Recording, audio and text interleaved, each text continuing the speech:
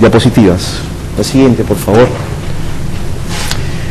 Todos, de alguna manera, las últimas 3 semanas, o quizás más, nos hemos enterado a través de los medios de la gran resonancia que ha tenido el debate en torno a la regulación normativa de los productos transgénicos. Es un tema de gran impacto mediático, que comenzó con la formulación de una norma aprobada por el sector de agricultura, un decreto supremo, un reglamento, que establecía algunas condiciones que permitían el ingreso de productos transgénicos, que los vamos a definir en un momento. Seguidamente hubo una oposición de parte del Ministerio del Ambiente, tanto en la sesión del Consejo de Ministros, cuando se aprobó la norma, como posteriormente, que fue divulgada a través de la website de MINAM y otros medios de comunicación, creo casi todos, como consta en los registros de la Oficina de Comunicaciones del MINAM. Y además, luego de aprobada la norma, hubo una gran repercusión porque muchas personalidades distinguidas de la sociedad peruana, entre ellos el chef Gastón Acurio, la Asociación de Protección del Consumidor, ASPEC, plantearon sus objeciones legítimas y muchas personas vinculadas al tema de agrobiodiversidad también se pronunciaron al respecto. Y como este es un tema mediático, yo voy a tratar de ser lo más empático con ustedes y ponerlo a un nivel de frecuencia que todos, incluyendo yo, lo pueden entender. De manera que vamos a correr o soslayar por un momento el análisis científico, que va a estar matizado evidentemente a lo largo de la exposición, dándole prioridad a lo que nos convoca diariamente en el centro de estudios, que es formarnos como abogados. Y un abogado tiene que argumentar en función a la norma legal, en función a los principios, en función a la doctrina y en función a la costumbre. No puede decirse los transgénicos no, porque no me gustan. Siempre hay un porqué. Y ese porqué, esa entraña del porqué, es el fundamento legal, ¿no?, que sustenta o sostiene nuestro argumento. Siguiente, por favor. Cuando hablamos de transgénicos, hablamos en realidad de la culminación de un proceso científico orientado a mejorar genéticamente los seres vivos, plantas, animales y algunos microorganismos o organismos vivos que permiten de alguna manera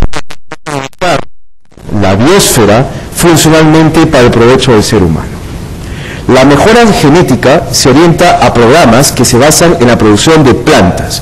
Básicamente los transgénicos producidos en los últimos 20 años se orientan a cultivos tipo, que son el arroz, el maíz, el frijol, el algodón y otros productos más, a partir de cruzamientos previos. Es decir, se extrae información genética contenida en semillas, en organismos vivos, para manipularlas e introducirlas con el fin de obtener productos mejorados. Hay una manipulación del hombre, como si estuviéramos recreando el mito de Prometeo. Es decir, utilizar el conocimiento funcionalmente alterando la naturaleza. Y eso de suyo entraña un problema ético y también algunos riesgos, como lo vamos a ver más adelante. ¿Y por qué se busca alterar la naturaleza? ¿Por qué se busca generar la genética, en este momento en semillas y en animales? Fundamentalmente para obtener mejoras, para obtener eficiencia. La eficiencia está centrada básicamente en obtener mejores rendimientos, mejores resultados, que satisfagan alimentación, que satisfagan salud y sostenibilidad. Y estos productos genéticos han dado lugar, o esta manipulación genética, para ser más exactos, plantean una modificación en los caracteres de esos productos originales, es decir, se alteran las características de las semillas de arroz, de algodón, de maíz, de frijol, se les vuelven más resistentes a las plagas, se permite obtener mayores cosechas durante el año y se combaten o se asimilan a situaciones o contextos donde hay sequía u erosión de suelos. Siguiente, por favor. ¿Qué son los transgénicos? Son organismos genéticamente modificados, ¿no?, que no aprovechan la selección biológica natural. La naturaleza hace miles de años opera o aplica modificaciones en la biosfera. Los cultivos, tal como los conocemos en este momento, han experimentado procesos de domesticación por parte del hombre, o bien la naturaleza, en sus procesos de adaptación o resiliencia, han determinado las características de la mayor parte de productos que consumimos, el algodón, el frijol, las patatas, el maíz, etc. Entonces, esa información biológica que la naturaleza o el hombre, a partir de la práctica de la agricultura, se ha ido modificando o obteniendo resultados determinados, en este momento, con la manipulación genética, va a experimentar un cambio más acelerado y por ende efectos impredecibles, que tienen por un lado una brecha beneficiosa y por el otro una brecha negativa que podría conspirar contra el desarrollo de la especie humana. Entonces, al obtener información genética, el ADN de una planta, animal o ser humano o cualquier otro organismo, operamos un conjunto de transformaciones u operaciones en laboratorio que alteran sus componentes químicos, físicos o biológicos y se obtiene un nuevo producto mejorado que pueda tener esas necesidades. Este proceso se llama manipulación genética y los resultados de esa manipulación genética son los transgénicos o organismos genéticamente modificados, productos más resistentes a las plagas, que pueden subsistir aún en suelos secos, que pueden tener un mayor rendimiento, un mayor valor proteico para el ser humano, pero a su vez entraña, tal parece, a tenor de las protestas y reclamos fundados de muchas personalidades o líderes de opinión, problemas serios para la especie humana y para el Perú sobre todo. Siguiente. ¿Qué tipos de transgénicos se han diseñado hasta la fecha? En realidad tenemos 3 generaciones de productos transgénicos. La primera de ellas fueron aquellos productos alterados o modificados para tener un ciclo agrícola mucho más normal o mucho más estándar. Es decir, los científicos se preocuparon por modificar determinadas semillas, por modificar determinados productos en función a su rendimiento frente a las plagas o algún otro tipo de afectación del desarrollo agrícola.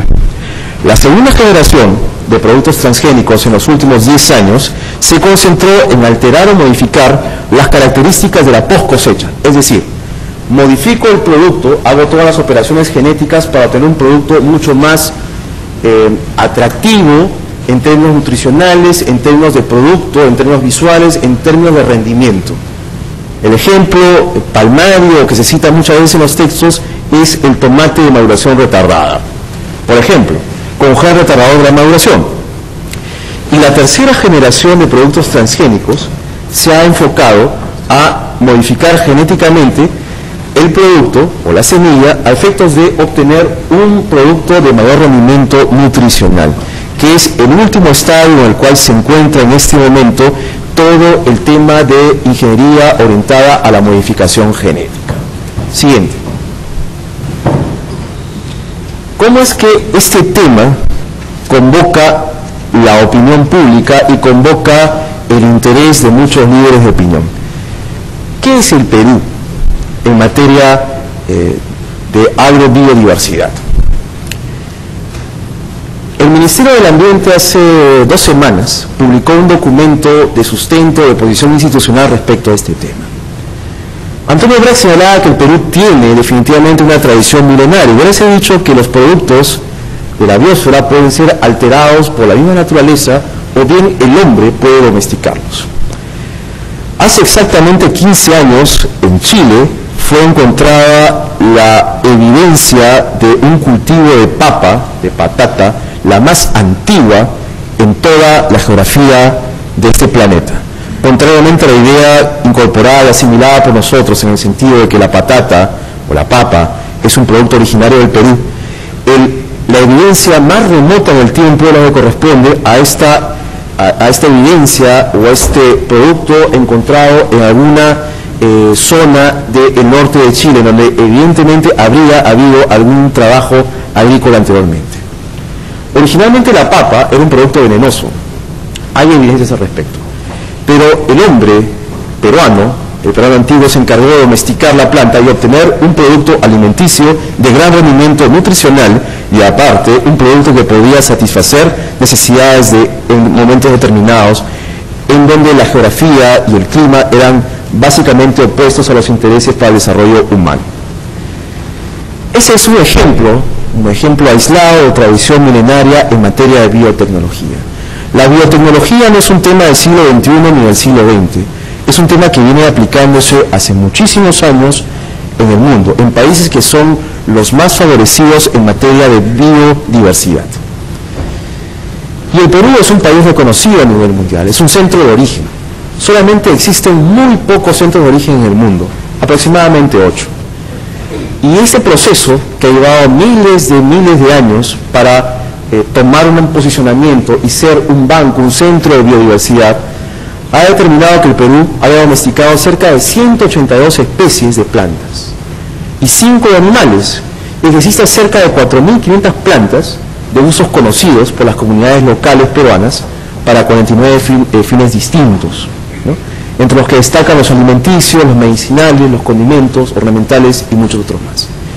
Esto quiere decir que el Perú es un faro, es un foco de cultura agraria, de cultura agrícola, y que el Perú ha venido desarrollando biotecnología sin necesidad de tener en un momento determinado de su historia un avance que le permita modificar y adelantar los procesos de evolución genética. Siguiente, por favor. ¿Quiénes somos? ¿De dónde vivimos? ¿Y hacia dónde vamos? Cuando uno aborda estos temas, bueno, regularmente dice, no transgénicos, tenemos que proteger la biodiversidad, los productos orgánicos, los productos genéticos, el Perú es mi bandera, que vive el Perú, ¿no? Expresiones de entusiasmo emocionales, pero que debieran llevarnos a plantear que este tipo de dilemas, este tipo de situaciones o problemas exigen una visión estratégica de país, es decir, algo que se efectivice o se plasme en algún tipo de política, plan o programa que defina y esclarezca estos temas que son motivo de debate o elucidación. Nos queda claro que el Perú es un banco genético muy importante a nivel mundial y somos los mayores detentores de recursos genéticos. Entonces, frente a una evidencia como esta, en donde las papas que produce el Perú, el maíz, el camote, el algodón, los granos, las curvitáceas, el cubo de cobayo, camello andino, cochinilla, constituye un aporte del mundo y un sustento, no solamente para las poblaciones locales, sino también una posibilidad de desarrollo económico, como lo vamos a ver más adelante. Esto implica que este patrimonio natural, porque está inserto en ecosistemas, tiene que ser protegido y cautelado. Protegido no en el sentido de no tocar, que es una visión distorsionada de ejercer o desarrollar la conservación, sino con una visión de generar una sostenibilidad en el tiempo.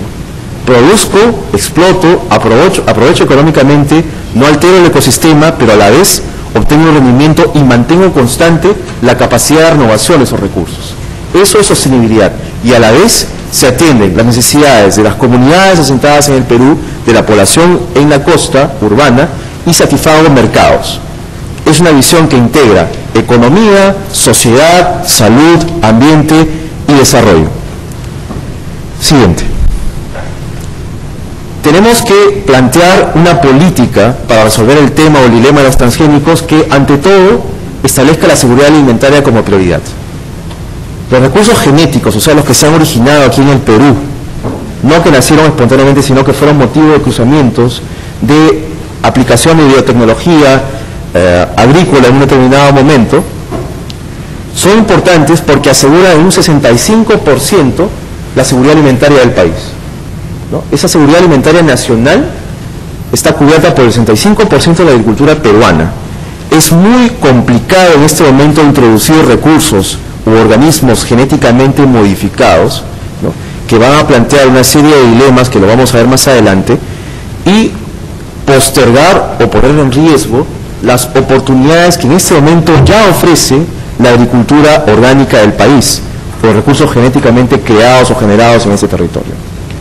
Al mismo tiempo, las exportaciones agrarias del Perú encuentran sustento en esta biodiversidad. La pesquería, muchos piensan equivocadamente que los recursos genéticos solamente están orientados a la agricultura. También se están desarrollando o experimentando con algunos productos hidrobiológicos a través del desarrollo de acuiculturas, de mariculturas, y eso implica transformar o alterar de alguna manera los ciclos de generación de algunas especies y obtener mejores rendimientos a partir de la genética aplicada. Como ven, El tema de alterar el componente de ADN en los organismos vivos genera beneficios, pero también va a generar dudas, como lo vamos a ver en un momento. En este momento estamos viendo un pantallazo o un brochazo de lo que somos como país. ¿Cuál es el atributo? No solamente es encasillarse en una posición chauvinista o de defensa cerrada de lo que se tiene en este momento, sino evidenciarlo con fundamentos, con cifras, con argumentaciones, como lo vamos a ver más adelante. Entonces, como esta alimentación del pueblo del Perú se funda en esta producción que emana de los recursos genéticos o de alimentos que se derivan de productos o recursos genéticos, y al mismo tiempo la economía se sustenta en exportaciones agraras y pesqueras, es importante tenerlas en consideración al momento de definir una política ambiental asociada u orientada a los recursos genéticos. Siguiente.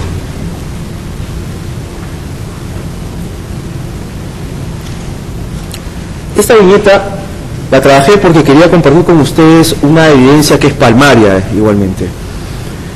Equivocadamente, o quizás sin el sustento o rigor necesario, se dice que el Perú concentra los mayores porcentajes de sus ingresos, de su balanza de pagos, su balanza comercial, a partir de las exportaciones de minerales. Sin duda que los proyectos mineros son importantísimos y han generado una alta rentabilidad para las grandes empresas y las empresas medianas en el Perú.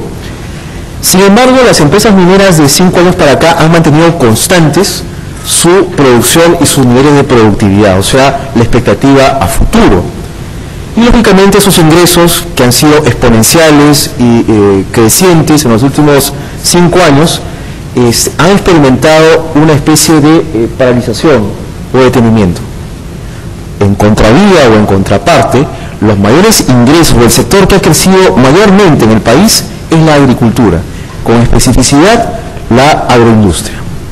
Y entonces, como la agricultura y la agroindustria se sustentan en los productos originarios del Perú, en los productos nativos o genéticos, en donde ha tenido que contribuir decisivamente el conocimiento agrario del poblador peruano, tenemos que afirmar que nuestra economía, ¿no?, está sustentada en la exportación de productos orgánicos y naturales, además de otro tipo de actividades productivas como las pesquerías, como la minería, como la actividad hidrocarburífera y gasífera.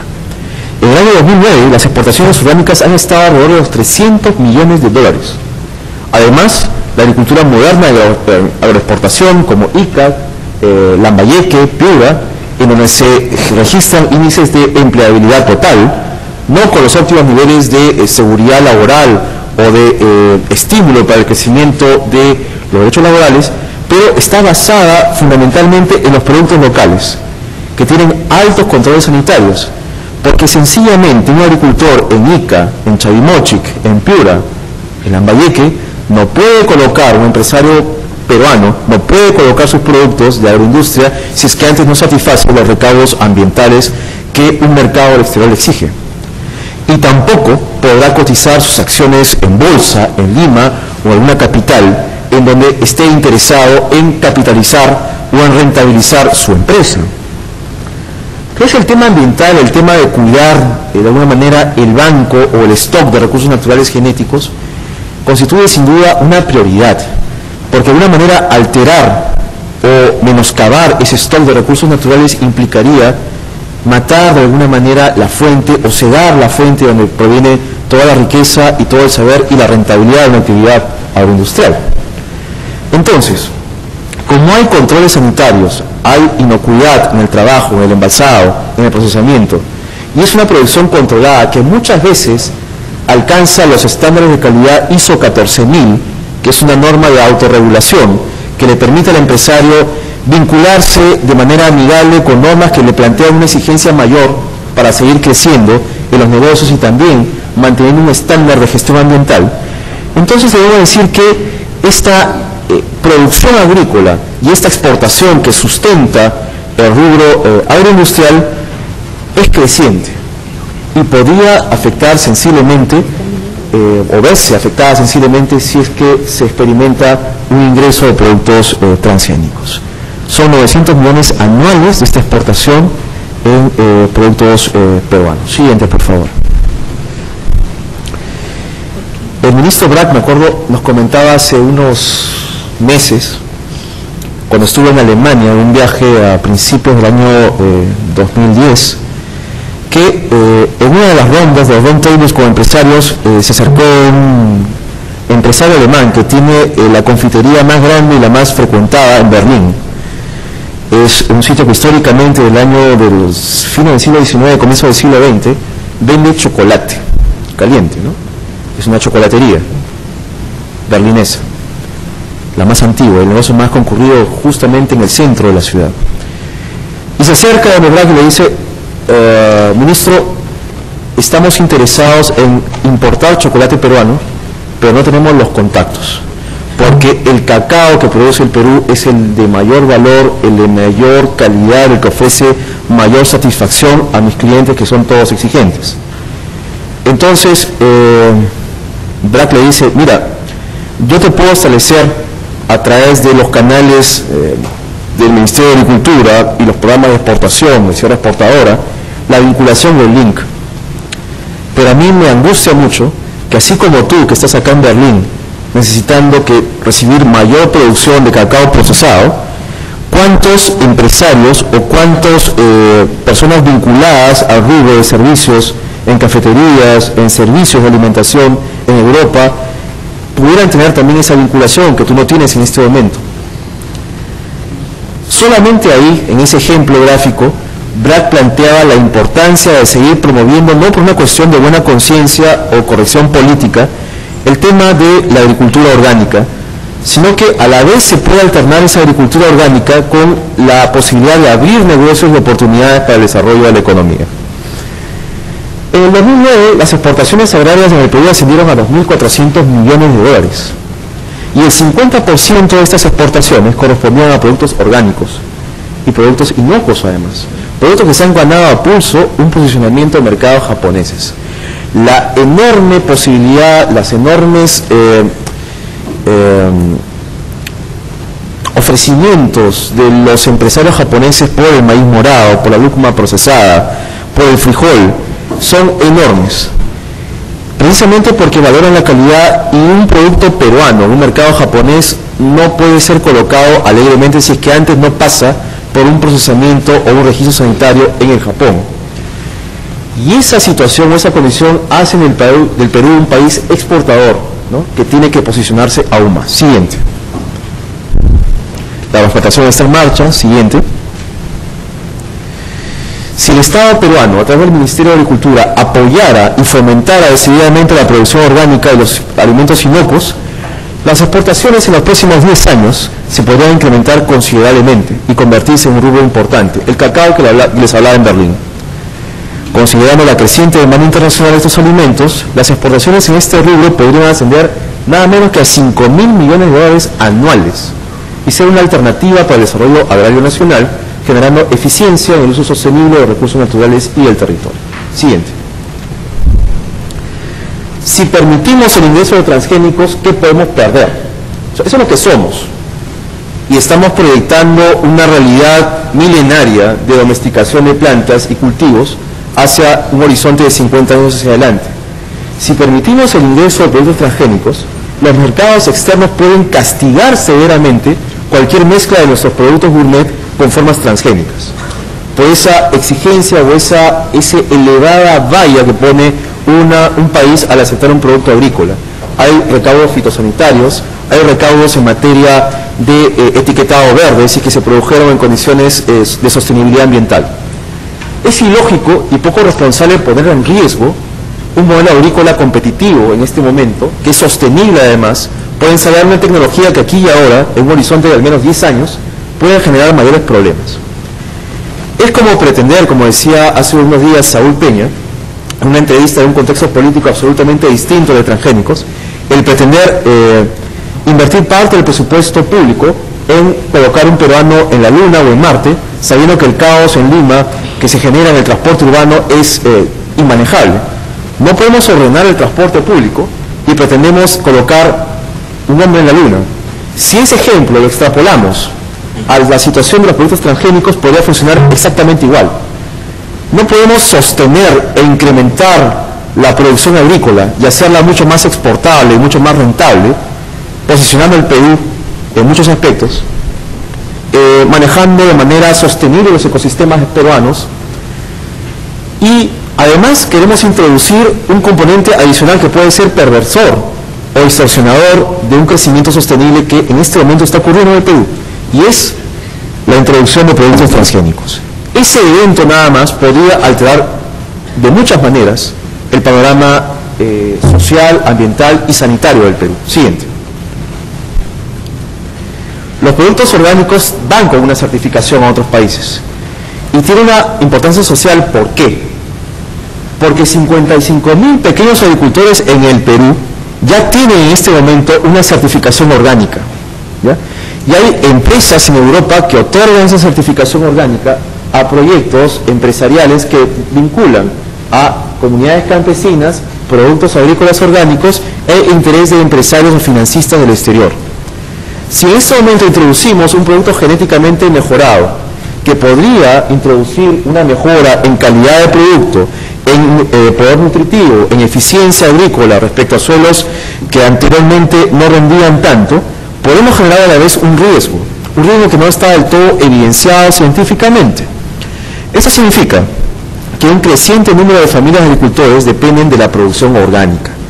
Y como este es el sustento de esas familias que abastecen la alimentación nacional, los mercados mundiales se tornan o se pueden tornar afectados o pueden afectarse cuando productos que anteriormente eran atractivos, orgánicos y naturales pueden experimentar algún tipo de afectación como consecuencia de una polinización, que lo vamos a ver a continuación. Remata la viñeta diciendo, se debe entender que la producción orgánica no acepta los transgénicos. Siguiente. ¿Cuáles son esos riesgos? Hay muchos mitos alrededor del tema transgénicos. Hay una posición básicamente de ligas de consumidores, de chefs vinculados a mantener el creciente impacto y explosión de la gastronomía del Perú. Hay un interés sin duda económico por mantener el estatus actual, es decir, una agrobiodiversidad genética orgánica, y también hay un interés muy poderoso de aquellas empresas transnacionales que trabajan y obtienen productos genéticos a través de semillas y quieren introducirlas en la mayor cantidad de países. En principio existe una resistencia de estos productos a los agroquímicos, específicamente a los plaguicidas. Un producto o una semilla orgánica genéticamente modificada va a ser más resistente a plaguicidas, es decir, va a tener un rendimiento alto y difícilmente va a verse afectada por plagas, por ejemplo, o algún tipo de afectación, llámese heladas, por ejemplo. Pero también existe un riesgo en la transferencia de información genética. Cuando se transfiere información del ADN, se transfiere lo bueno, pero también se transfiere lo malo. Y esa información negativa o contraria es lo que todavía en este momento no se puede prever. Y al no poderse prever, vamos a verlo más adelante, existe en derecho ambiental un principio llamado el principio precautorio. Y el principio precautorio permite, frente a la incertidumbre científica, frente a la falta de evidencia documentada en el tiempo, proteger el bien jurídico más valioso, que en este caso es la salud y es el ambiente. Primero la salud y luego los ecosistemas. E integrados ambos generan una red. Existe además el riesgo de una polinización indeseada, es decir, cuando se introduce un cultivo transgénico en un país como el nuestro, que es banco de riqueza genética o de agrobiodiversidad milenaria, existe el riesgo de transferir a través de esa convivencia de cultivos orgánicos con transgénicos una posibilidad de afectación y de perversión de futuros cultivos. Existe además un riesgo de hibridación con especies silvestres, cuyos resultados son difícilmente previsibles. Piensen en el ejemplo de Frankenstein, por ejemplo, que es un ejemplo literario, un ejemplo recurrente, ¿no? Es un médico que quiere transgredir las leyes de la medicina, de la biología, y quiere construir un androide, un ser muy parecido al hombre, ¿no? Con la configuración y el concepto que se tenía en el siglo XIX de lo que era un hombre. Sin embargo, ese proyecto va más allá y se escapa del proyecto original o la visión original planteada por el personaje de la novela de Mary Shelley. Una situación del siglo XIX extrapolada a la actual nos plantea lo siguiente: un producto orgánico que convive con un producto genéticamente modificado va a traer una rentabilidad, va a traer una mejora probablemente, pero también genera una perversión en los futuros cultivos y en las futuras trabajos sobre ese suelo, que definitivamente también termina erosionado. La biodiversidad se reduce, la fauna silvestre experimenta también una afectación, ¿no?, con especies vegetales que no son originarias, y la cadena alimenticia natural se altera. Siguiente. Destrucción de la reacción autoinmune, reducción de microorganismos en los suelos, contaminación genética. Siguiente, por favor. Pero también hay riesgos sociales. Como el conocimiento para domesticar plantas nace de las comunidades, introducir recursos genéticos genera grandes ganancias para las transnacionales y privatización del patrimonio mundial genético. Y también una dependencia. El país se vuelve dependiente. Para seguir manteniendo ese estatus de productos transgénicos es necesario importar tecnología para producir el transgénico. La economía campesina se disocia, se destruye, se aísla, y aproximadamente 1.500 millones de campesinos producen en este momento en el mundo sus propias semillas y no cuentan con una compensación o los recursos monetarios para comprar organismos genéticamente modificados. Siguiente. Hay un potencial aumento del hambre y la pobreza, evidentemente, sobre todo en países que han introducido los monocultivos, como el caso de Argentina, con la soya, y en México el maíz genéticamente modificado. Un oligopolio de los procesos productivos. El comercio mundial de semillas también se vuelve monopólico, se pervierte. Un monopsonio en el control de la oferta misma, sin alternativa de semillas y agroquímicos. Y un contrabando, una biopiratería, obteniendo recursos genéticos o saberes genéticos y contrabandeando o introduciendo, como positivamente se denunció en Barranca, la ocurrencia de un evento de cultivo de maíz transgénico. Siguiente.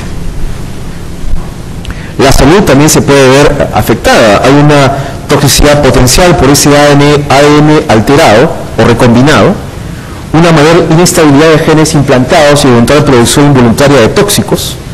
No sabemos si nos va a generar un beneficio o un perjuicio a la larga. Un consumo sostenido en el tiempo de productos transformados o modificados genéticamente. El sistema inmunológico humano se debilita frente a un producto nuevo, ajeno, y una resistencia a antibióticos por tecnología. Siguiente. Estos efectos se van acumulando en el tiempo y van pervirtiendo el género humano, la especie humana, la salud humana. Se vuelve mucho más complicado atender y resolver problemas de salud. Y los desequilibrios hormonales son por lo menos previsibles, ¿no?, a partir de una resistencia a los antibióticos y una ingesta de estos organismos. Siguiente. ¿Cuáles son los peligros latentes para el Perú? Ya hemos dicho que arruinamos un status quo de agroexportación sostenible. Dependeríamos de la importación de semillas patentadas, contaminaríamos nuestros recursos nativos, como el maíz, que es altamente diverso, es fuente alimenticia en las zonas donde se produce y abastece el mercado nacional, sobre todo, no solamente las regiones, sino el mercado en su integridad, y genera vulnerabilidad en los usuarios de las semillas transgénicas, que dan una dependencia económica. El agricultor se vuelve mucho más esclavo o vinculado a toda la tecnología, a toda la parafernalia o la tramoya que está detrás de la introducción de una tecnología como esta. Siguiente. ¿Qué ocurre en el Perú en este momento? Y vamos a entrar ya al tema legal, ¿no?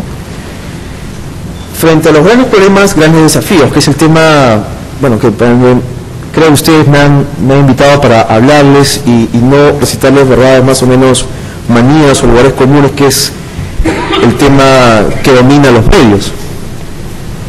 Y es que en este momento en el país tenemos un modelo de gestión ambiental transsectorial, donde el Ministerio del Ambiente lidera positivamente la articulación de las iniciativas, las políticas, las normas marco que convocan a empresarios, a ciudadanos y a gestores públicos. Pero específicamente frente al tema transgénicos, hemos visto cómo un proyecto de norma del sector de agricultura se impuso en una sesión del Consejo de Ministros, contrariamente a la opinión de los titulares de salud y de ambiente, A pesar de las declaraciones ex post de estos funcionarios, a través de las notas de prensa ministeriales,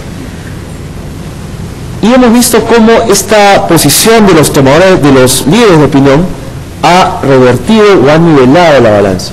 Esta es una demostración palmaria que la gestión ambiental se construye con todos, que hay rounds o hay eventos que puede ganar o puede significar un avance en una posición, pero eso no desautoriza o no deslegitima la posibilidad de que la sociedad en su conjunto argumente y fundamente mucho mejor su posición respecto a determinados temas.